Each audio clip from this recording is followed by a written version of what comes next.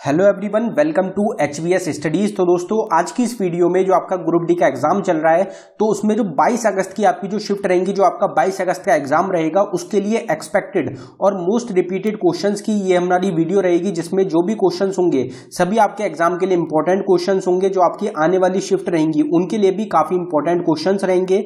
सभी questions exam based questions रहेंगे। जिस तरीके के क्वेश्चंस आपके ग्रुप डी के एग्जाम्स में बन रहे हैं, उसी पैटर्न पे बेस्ड क्वेश्चंस आपको इस वीडियो में प्रोवाइड कराने की कोशिश की गई है। अगर आपको वीडियो पसंद आए, वीडियो को लाइक करें, शेयर करें और चैनल को जरूर सब्सक्राइब कर लें। तो चलिए वीडियो को स्टार्ट करते हैं, देखते हैं पहला क्वेश्चन क्या है। तो हमारा पहला क्वेश्चन है, a long walk to freedom is a book written bye.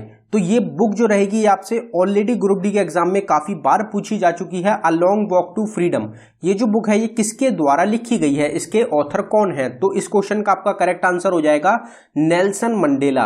Nelson Mandela south Africa के एक प्रेसिडेंट रहेंगे, फॉर्मर प्रेसिडेंट रहेंगे।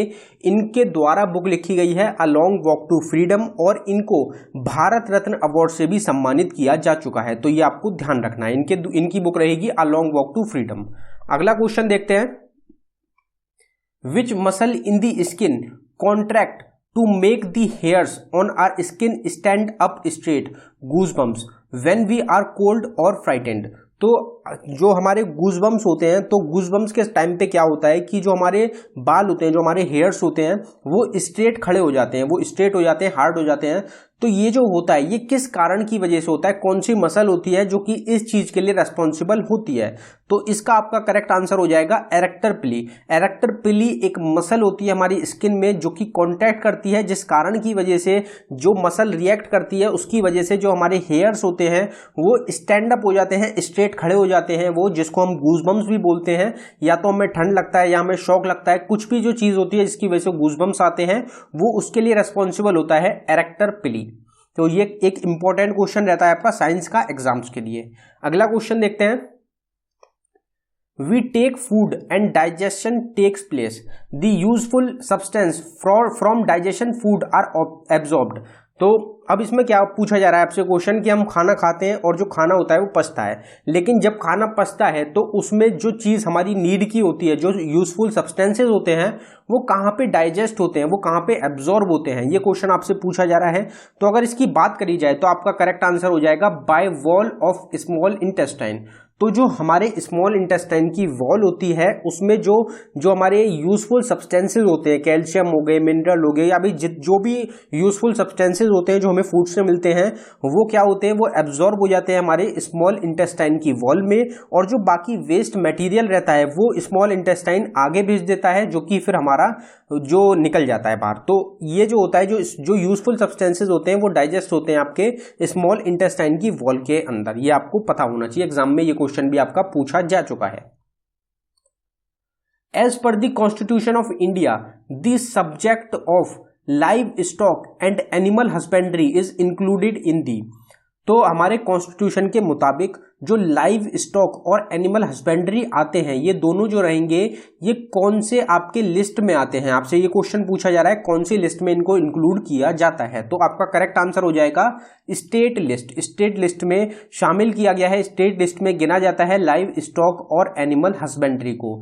जो लिस्ट होती है, इसकी सेपरेट वीडियो आपको मिल जाएगी, आप नीचे देख सकते हैं। For separate topic related videos हमारा चैनल रहेगा HVS स्टडीज 2.0, लिंक डिस्क्रिप्शन में है। आप डिस्क्रिप्शन में जाके इस चैनल को सब्सक्राइब कर लें। इस चैनल पे आपको हर एक टॉपिक से रिलेटेड सेपरेट वीडियो आपको प्रोवाइड कराई जाती है। अगर किसी टॉपिक के ऊपर आपको नीड हो सेपरेट वीडियो की, तो आप कमेंट बॉक्स में जरूर टाइप कर दें, हम उसके ऊपर, टॉपिक के ऊपर आपको सेपरेट वीडियो जल्द से जल्द प्रोवाइड करा देंगे। अगला क्वेश्चन देखते हैं। अगले क्वेश्चन पे बढ़ने से पहले हम आपको बताना चाहते हैं, जो आपका करंट अफेयर है जनवरी से लेके जुलाई 2022 का, उसके लिए एक सेपरेट ई बुक को लॉन्च किया गया है हमारे द्वारा, जो कि सिर्फ आपको 59 रुपीज में प्रोवाइड कराई जा रही है। इंपॉर्टेंट क्यों रहेगी?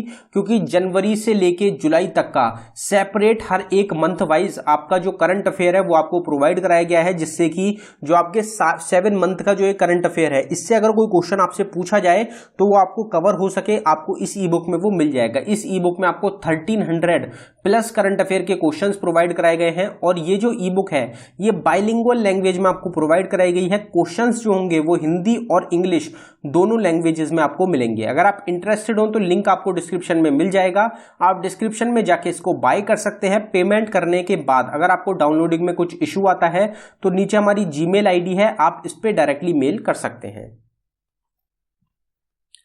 अगला क्वेश्चन है हमारा, finance secretary of India science which currency note. तो जितने भी हमारे करेंसी के नोट्स होते हैं, जितने भी हमारे करेंसी नोट्स होते हैं उन पे साइन किसका होता है? तो उन पे गवर्नर जो है, रिजर्व बैंक ऑफ इंडिया के गवर्नर जो होते हैं उनका साइन होता है। लेकिन सिर्फ एक ऐसा करेंसी नोट होता है जिसपे फाइनेंस सेक्रेटरी ऑफ इंडिया का साइन होता है, तो ये आपसे इसलिए एग्जाम में पूछा जाता है। तो वो कौन सा नोट रहेगा? तो हमारा करेक्ट आंसर हो जाएगा इस क्वेश्चन का 1 रुपी नोट। तो 1 रुपए का जो नोट होता है, कागज का जो नोट होता है, उस पे जो फाइनेंस सेक्रेटरी होते हैं इंडिया के उनका साइन होता है, बाकी सब पे रिजर्व बैंक ऑफ इंडिया के गवर्नर का साइन रहेगा। अगला क्वेश्चन देखते हैं, खिलाफत movement started in which among the following year. तो खिलाफत मूवमेंट कौन से साल में स्टार्ट हुआ था? अब हम आपको स्टार्टिंग से बताते आ रहे हैं कि आपको 3 मूवमेंट हैं, 3 चीजें हैं जो कि आपको याद रखनी है एक साथ। कौन कौन सी रहेंगी? तो जलियांवाला बाग मैसकर, खिलाफत मूवमेंट और रॉलेट एक्ट, ये तीनों आपके एक ही साल में स्टार्ट हुए थे, एक ही साल में हुए थे। तो इन तीनों का ईयर जो है वो सेम रहता है। तो कौन सा ईयर हो जाएगा? तो आपका करेक्ट आंसर रहेगा इस क्वेश्चन का 1919। 1990 में जो आपका खिलाफत मूवमेंट है ये स्टार्ट हुआ था। जलियांवाला बाग मैसकर जो हुआ था, जो जलियांवाला बाग हत्याकांड हुआ था, वो भी आपका 1919 में हुआ था अमृतसर में। और जो आपका रॉलेट एक्ट लाया गया था वो भी आपका कब लाया गया था? स्टार्ट हुआ था 1919 में। तो तीनों आपके 1919 से ही रिलेटेड ये हो जाएंगे। Which country has become the first country in the Arab country to produce nuclear energy? तो अरब जो कंट्रीज हैं, जो भी जितनी भी अरब कंट्रीज हैं, उनमें से पहली ऐसी अरब कंट्री कौन सी बनी है जो कि खुद अपना प्रोडक्शन कर रहे हैं न्यूक्लियर एनर्जी का? ये क्वेश्चन आपसे पूछा जा रहा है। तो वो कौन सी कंट्री रहेगी?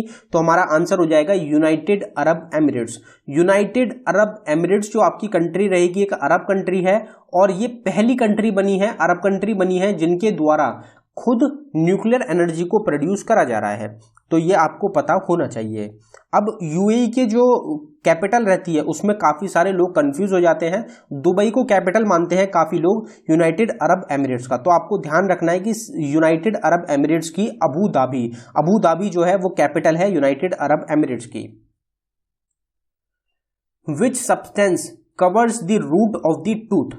तो हमारा जो टूथ होता है, जो हमारा दांत होता है, उसकी जो जड़ें होती हैं उसको जो कवर करता है, जो सब्सटेंस जो कवर करता है उसका क्या नाम है? तो आपका करेक्ट आंसर हो जाएगा इस क्वेश्चन का सीमेंटम। काफी इंपॉर्टेंट क्वेश्चन रहता है, आपके एग्जाम में पूछा जा चुका है। पहले जो आपका 2018 में एग्जाम हुआ था उसमें ये क्वेश्चन पूछा गया था। तो जो कवरिंग होती है, जो सब्सटेंस होता है, उसका क्या नाम है? तो सीमेंटम रहेगा, जो कि हमारे रूट होती है दांत की, उसको कवर करता है। The first radio program in India was started in the year। तो पहला जो रेडियो प्रोग्राम स्टार्ट करा गया था इंडिया में वो कौन से साल में किया गया था? तो आपका आंसर हो जाएगा 1923। 1923 में पहला रेडियो प्रोग्राम था जो कि आपका स्टार्ट किया गया था। यहां पे हम आपको एक चीज और बताना चाहते हैं कि एक सेपरेट ई बुक आपके ग्रुप डी एग्जाम के लिए तैयार करी गई है, जिसमें 1000 आपको साइंस के क्वेश्चन मिलेंगे, 1000 स्टैटिक जीके के क्वेश्चंस मिलेंगे और 1000 करंट अफेयर के क्वेश्चन मिलेंगे। तो टोटल आपको 3000 से ज्यादा क्वेश्चन उस ई बुक में कवर कराए गए हैं। उसका लिंक भी आपको डिस्क्रिप्शन में मिल जाएगा, आप उस ई बुक को भी बाय कर सकते हैं। उसमें 3000 क्वेश्चंस हैं जो कि काफी ज्यादा इंपॉर्टेंट क्वेश्चंस हो सकते हैं आपके एग्जाम्स के लिए। अगला क्वेश्चन देखते हैं, Jnanpith award, one of the India's highest literacy award, was started in the year. तो ज्ञानपीठ अवार्ड जो कि इंडिया का हाईएस्ट लिटरेसी अवार्ड है, ये कब स्टार्ट किया गया था? कौन से साल में इसको स्टार्ट किया गया था देना? तो आपका आंसर हो जाएगा 1961। 1961 में स्टार्ट किया गया था ज्ञानपीठ अवार्ड को प्रेजेंट करना देना। अब यहां पे अगर बात करी जाए अवार्ड्स एस्टेब्लिशमेंट की कि कौन कौन से अवार्ड्स कौन से साल में एस्टेब्लिश हुए थे, तो इसको एक बार थोड़ा सा देख लेते हैं क्योंकि एग्जाम्स के लिए इंपॉर्टेंट रहते हैं। तो अगर बात करी जाए भारत रत्न की बात करें हम, या फिर हम बात करें पद्म अवार्ड्स की। पद्म अवार्ड्स में कितने अवार्ड्स आते हैं? 3 आते हैं, पद्म विभूषण, पद्म भूषण और पद्मश्री। तो ये 4 अवार्ड्स हो गए टोटल। ये चारों ही 1954 में आपके स्टैब्लिश हुए थे। परमवीर चक्र आपका 1950 में स्टैब्लिश हुआ, शौर्य चक्र आपका 1952 में स्टैब्लिश हुआ, व्यास सम्मान और सरस्वती सम्मान, इन दोनों को भी आप एक साथ याद रखें कि 1991 में ये दोनों ही जो आपके सम्मान है ये स्टार्ट हुए थे। और 1991 में ये आपका कौन सा हुआ है, राजीव गांधी खेल रत्न अवार्ड भी, जिसको कि अब ध्यानचंद खेल रत्न अवार्ड के नाम से जाना जाता है। तो ये 3 अवार्ड्स रहेंगे आपके जो कि 1991 में ही आपके स्टैब्लिश हुए हैं। ज्ञानपीठ अवार्ड जो हमारा क्वेश्चन है 1961 आपका आंसर था इसका। दादा साहिब फाल्के अवार्ड 1969 में स्टैब्लिश हुआ। द्रोणाचार्य अवार्ड को 1985 में स्टैब्लिश किया गया। ध्यानचंद अवार्ड, अब यहाँ पे जो ध्यानचंद अवार्ड 2002 में स्टैब्लिश हुआ है ये आपका हॉकी से रिलेटेड है। और जो ध्यानचंद खेल रत्न अवार्ड है ये आपका स्पोर्ट्स का हाईएस्ट ऑनर है, ये आपका 1991 में हुआ है। तो ये दोनों अलग अलग अवार्ड से आपको ध्यान रखने हैं। जहां पे ध्यानचंद अवार्ड आता है वहां पे आपका हॉकी आ जाता है, और जहां पे खेल लग जाता है, ध्यानचंद खेल रत्न जहां पे लग जाता है वो आपका स्पोर्ट्स का हाईएस्ट ऑनर बन जाता है। इंटरनेशनल गांधी पीस प्राइज ये 1995 में स्टैब्लिश हुआ, और साहित्य अकेडमी अवार्ड आपका 1954 में स्टैब्लिश हुआ था। अगला क्वेश्चन देखते हैं। The Indian National Congress split into 2 groups at the dash session in 1907। तो ये जो क्वेश्चन है आपका, जो आपके 2022 में पीछे एग्जाम्स हुए हैं उसमें ये क्वेश्चन पूछा गया है। 5 से 6 बार ये क्वेश्चन आपका रिपीट हो चुका है 2022 के एग्जाम्स में। इसमें आपसे अलग अलग चीजें पूछ ली जाती हैं, जैसे कि इंडियन नेशनल कांग्रेस कितने पार्ट्स में डिवाइड हुई थी, स्प्लिट हुई थी, तो आपका 2 आंसर हो जाता है। क्या क्या नाम था, तो एक्सट्रीमिस्ट और मॉडरेट्स में डिवाइड हुई थी। फिर आपसे सेशन पूछ लिया जाता है जो हमारा क्वेश्चन है। फिर आपसे ईयर पूछ लिया जाता है, कौन से ईयर में सेपरेट हुई थी, 1907 आपका आंसर हो जाता है। तो अगर कौन से सेशन की बात करी जाए तो आपका आंसर हो जाएगा सूरत सेशन। तो सूरत सेशन जो हुआ था 1907 में, उसमें इंडियन नेशनल कांग्रेस 2 पार्ट में विभाजित हो गई थी, सेपरेट हो गई थी। कौन कौन से पार्ट रहेंगे, तो एक्सट्रीमिस्ट और मॉडरेट जो पार्ट्स थे उसमें डिवाइड हो गई थी इंडियन नेशनल कांग्रेस। लेशा लपटू is a folk dance of which Indian state. तो लेशा लपटू एक फोक डांस है कौन सी इंडियन स्टेट का, तो आपका आंसर हो जाएगा इस क्वेश्चन का नागालैंड। तो नागालैंड जो स्टेट रहेगी आपकी, वहां का एक फोक डांस रहेगा लेशा लपटू। तो आपको नाम याद रखना है, लेशा लपटू किससे रिलेटेड है, आपका नागालैंड स्टेट से। विच of the following dam is located in Telangana. तो तेलंगाना जो कंट्री है वहां पे, जो तेलंगाना स्टेट है आपकी, अभी 2014 में ही तेलंगाना स्टेट को एस्टेब्लिश किया गया था। तो तेलंगाना स्टेट में इनमें से कौन सा डैम रहेगा जो कि लोकेटेड है, तो आपका आंसर हो जाएगा इस क्वेश्चन का नागार्जुन सागर डैम। अब जो आपका नागार्जुन सागर डैम है ये 2 स्टेट्स में आता है, इसका जो पार्ट रहेगा वो 2 स्टेट्स में गिना जाता है। कौन कौन सी स्टेट्स रहेंगी, तो तेलंगाना और आंध्र प्रदेश, इन दोनों के बॉर्डर पे प्रेजेंट है आपका नागार्जुन सागर डैम। यहाँ पे डैम्स की बात करी गई तो डैम्स को देख लेते हैं।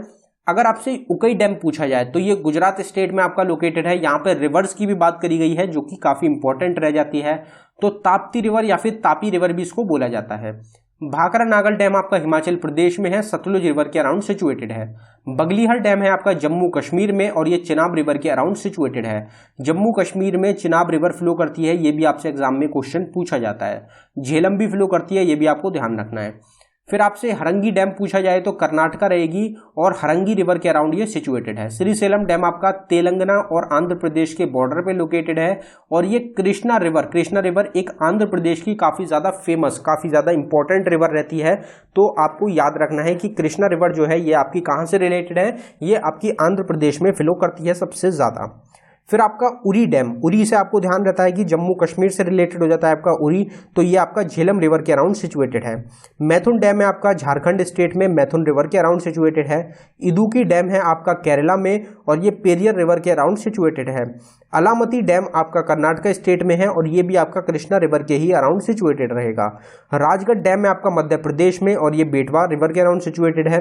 कोयना डैम आपका महाराष्ट्र स्टेट में आता है, और ये कोयना रिवर के अराउंड सिचुएटेड है।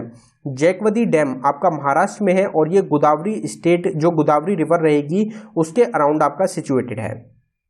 बाकी इसके अलावा और जो डैम्स रहेंगे आप उसके लिए सेपरेट वीडियो देख सकते हैं, हमारे दूसरे चैनल पे आपको सेपरेट वीडियो मिल जाएगी, लिंक आपको डिस्क्रिप्शन में प्रोवाइड कराया गया है दूसरे चैनल का। अगला क्वेश्चन देखते हैं। In which city are the summer Olympic games 2024 to be held.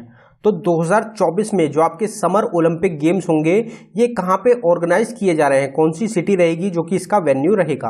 अभी क्या हुए थे आपके 2020 वाले हुए हैं 2021 में, कहाँ पे हुए हैं, टोक्यो जापान में। तो अब 4 साल के बाद होते हैं, 2024 में होंगे, 2020 वाले हो चुके, अब 2024 में होंगे। 2024 में कहाँ पे होंगे? तो आपका आंसर हो जाएगा पेरिस। तो पेरिस जो की जगह रहेगी आपकी फ्रांस में, तो पेरिस में ऑर्गेनाइज कराए जाएंगे आपके समर ओलंपिक गेम्स 2024 के। 2028 में 2028 में होंगे आपके लॉस एंजल्स में, और 2032 में आपको ध्यान होगा हमने कवर करा था। अगर आपको पता है कि 2032 में कहाँ पे होने वाले हैं, तो आप सिटी का नाम कमेंट बॉक्स में टाइप करते हैं। अगला क्वेश्चन देखते हैं। झारिया इन झारखंड इज फेमस फॉर, तो झारिया जो जगह है झारखंड स्टेट में, वो किस चीज के लिए फेमस है? तो आपका आंसर हो जाएगा कोल माइंस। तो कोल जो रहेगी, कोल की माइंस है, कोल की खदानें हैं झारिया में, जो कि एक जगह रहेगी आपकी झारखंड स्टेट में। River Kabini is a tributary of the river, तो रिवर कबिनी रहेगी। कबिनी रिवर जो है ये कौन सी रिवर की एक ट्रिब्यूटरी है? तो कबिनी नाम से ही रिलेटेड कौन सा नाम दिख रहा है आपको गिवन ऑप्शंस में? तो आपका आंसर हो जाएगा कावेरी। कावेरी और कबिनी, कावेरी जो रिवर है उसकी ट्रिब्यूटरी हो जाएगी आपकी Kabini river. Which day is known as the direct action day, तो कौन सा दिन रहेगा जिसको कि डायरेक्ट एक्शन डे के नाम से जाना जाता है? तो ये जो रहेगा आपका, जो हमारी स्वतंत्रता हुई थी 1947 में, उससे पहले की बात रहती है। तो 2 ऑप्शन तो आपके कैंसिल हो गए, 2 ऑप्शन तो यहाँ पे आपके कैंसिल हो गए, 2 ऑप्शन बचे आपके। अगर इनमें से बात करी जाए तो कौन सा आपका आंसर हो जाएगा? आपका आंसर हो जाएगा 16 अगस्त 1946। 16 अगस्त 1946 को डायरेक्ट एक्शन डे मनाया गया था, घोषित किया गया था। विच of the following is the capital of Nigeria country, Nigeria जो कंट्री है उसकी कैपिटल क्या है? तो हमारा आंसर हो जाएगा अबूजा। अबूजा कैपिटल है नाइजीरिया कंट्री की। सेपरेट टॉपिक रिलेटेड वीडियो मिल जाएगी आपको, जो कंट्रीज है उनकी कैपिटल और करेंसी से रिलेटेड, HVS स्टडीज 2.0 पे, लिंक आपको डिस्क्रिप्शन में मिल जाएगा। Which vitamin contains a metal component, तो कौन सा विटामिन है जिसमें कि एक मेटल कंपोनेंट, जो घटक धातु होता है, वो प्रेजेंट होता है? तो आपका आंसर हो जाएगा विटामिन B12। विटामिन B12 में एक मेटल कंपोनेंट भी होता है जो कि प्रेजेंट होता है, जो कि इनमें होता है। Davis cup is related to which of the following sports, Davis cup कौन से स्पोर्ट्स से रिलेटेड है? तो आपका आंसर हो जाएगा टेनिस। टेनिस जो स्पोर्ट होता है उससे रिलेटेड एक ट्रॉफी होती है, कप होता है आपका Davis cup. The script of Indus valley civilisation was, तो इंडस वैली सिविलाइजेशन जो आपकी सिंधु घाटी सभ्यता है उसकी जो स्क्रिप्ट है वो कौन सी है? तो जो उनकी लिपि थी वो भी कंफर्म नहीं हो पाई है, उसकी कोई भी खोज नहीं कर पाया अभी करंट टाइम तक। तो आपका इस क्वेश्चन का करेक्ट आंसर हो जाएगा not known. Indus valley civilisation की जो स्क्रिप्ट है उसकी जो खोज है वो नहीं हो पाई है। Who is known as the father of genetics, father of genetics किसको बोला जाता है? तो आपका आंसर हो जाएगा ग्रिगोर मेंडल। ग्रिगोर मेंडल रहेंगे जिनको कि फादर ऑफ जेनेटिक्स के नाम से भी जाना जाता है। फादर ऑफ डिफरेंट फील्ड्स, ये जो टॉपिक रहेगा इसकी सेपरेट वीडियो आपको मिलेगी HVS स्टडीज 2.0 चैनल पे, लिंक डिस्क्रिप्शन में है, आप इस टॉपिक को भी देख सकते हैं। तो दोस्तों ये था हमारी वीडियो का आखिरी क्वेश्चन। अगर आपको वीडियो पसंद आई हो, वीडियो को लाइक करें। अगर आपने अभी तक चैनल को सब्सक्राइब नहीं किया है तो आप चैनल को जरूर सब्सक्राइब कर लें। इसी तरीके से डेली आपको एक्सपेक्टेड क्वेश्चंस की वीडियोस हमारे चैनल पे प्रोवाइड कराई जा रही हैं। साथ ही साथ जो आपकी एनालिसिस रहेगी हर एक शिफ्ट की, वो भी आपको चैनल पे प्रोवाइड कराई जा रही है। ई बुक्स रहेंगी अलग अलग, उनका लिंक आपको डिस्क्रिप्शन में मिल जाएगा। ई बुक्स को बाय कर सकते हैं, एग्जाम्स में डायरेक्ट क्वेश्चन देखने को मिलेंगे आपको, तो वो भी आपके एग्जाम्स के लिए काफ़ी इंपॉर्टेंट रहेंगी। तो आप डिस्क्रिप्शन को ज़रूर एक बार चेक कर लें। धन्यवाद।